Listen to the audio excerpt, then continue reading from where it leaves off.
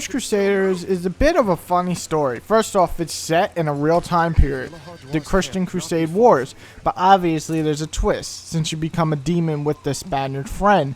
So obviously it's a bit of a wonky story. Your mission, and your character's name is Denz, is to find his father, who is sadly missing since he entered the Third Crusade War. Once he left, Denz's uncle took over the estate and basically destroyed everything that Denz's father built. So now Denz is on a mission to find his father so his father can take leadership at their home. Though I find this a bit weird because I always thought when a king of an area dies or is missing, the son takes over before the brother of that king, but I could be wrong. Either way, the story is actually kind of interesting, at least if you like demons and Crusade Wars, which I do. While the story itself is interesting, some of the voice acting is pretty off. Denz's voice isn't horrible, though he's a bit too calm at all times. His Spaniard friend Esteban has a pretty decent voice and actually will give you some lines that'll make you chuckle. However, Denz's father and just about everyone else feels like leftover voice acting. None are really powerful voices, or too powerful at times, and it sounds like none of them really give a shit. Which is a shame, since the story itself is somewhat interesting. For a budget game though, you're getting a budget voice act.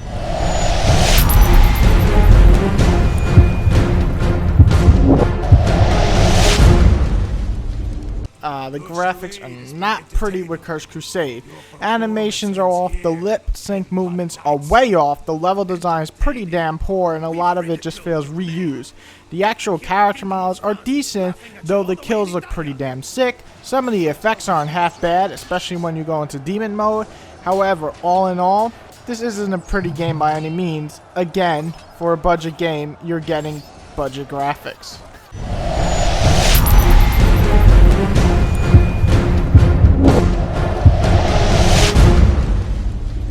The pros to the gameplay are this. The gameplay is a good sizable amount of different weapons. You can have a large two-handed weapon, single-handed sword, or a mace, or combine a sword and a mace, or double swords, or a spear, and so on. This helps so that you can switch up your fighting style and watch different takedowns.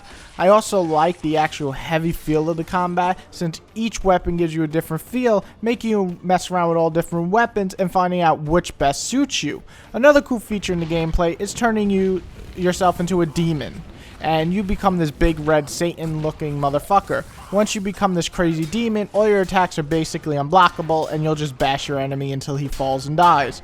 On top of that, you can lock onto enemies and shoot them with a fire blast, which looks oddly familiar to a Kamehameha wave. The combat, though, just isn't different enough in the end game. It sounds like there's enough to keep switching, but once you get a few chapters in, it all feels too familiar. The enemies really never change up, and you'll spend most of your time hitting the X button over and over and over again. You're hitting the Y button once in a while, and maybe a block and a counter in between, but overall, you're just going to basically bash the X button until you kill these enemies. Sometimes enemies will counter everything you do, which is beyond fucking annoying. Other times, you'll have to switch and basically bash the enemy till you break all his armor, which takes forever, especially on the bosses, and it's just a lame attempt because the bosses really are just like regular enemies with tons of fucking armor. Very boring. The co-op feature, though, is a feature that might help you get over the repetitive nature of the game. Join with a friend online and tackle the whole campaign together.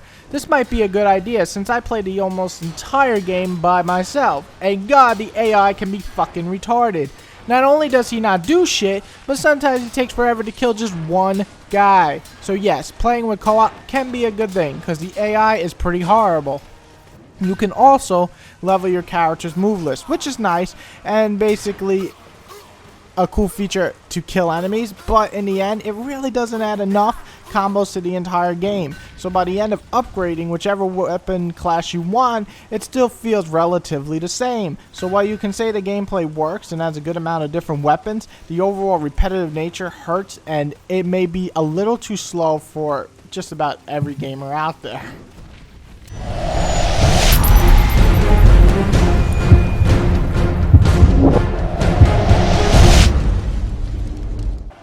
So I did enjoy Cursed Crusader to a certain point. Then I felt like it became a chore to play, which was about 1/3 of the way through. I don't want to sound like a downer, but the game just doesn't have enough budget to really give this a high score. It has weak visuals, so-to-so voice acting at best, repetitive gameplay, ugly environments, and the game isn't really longer than 8 hours. Still, some might find enjoyment out of this game, some really cool finishers, an interesting story, and a co-op feature that might be able to get over the repetitive part of the game and enough to rent for the weekend. I'm going to have to give this title a 5.5. And I think it is worth renting for sure for any fans out there who love demons, crusades, and, you know, swordplay. But I can't recommend buying this at even its budget price. Wait till it's about 15 bucks and pick it up, especially if you have a friend to play with. If not, you might want to just put Crusade on the side for, well, just about everything. You feel the pain, man, I feel the pain too. When the thunderstorms are rolling into, and you feel like you keep asking why. And when you wanna die, homie, it's okay to cry. This is when you cry, this is when you cry.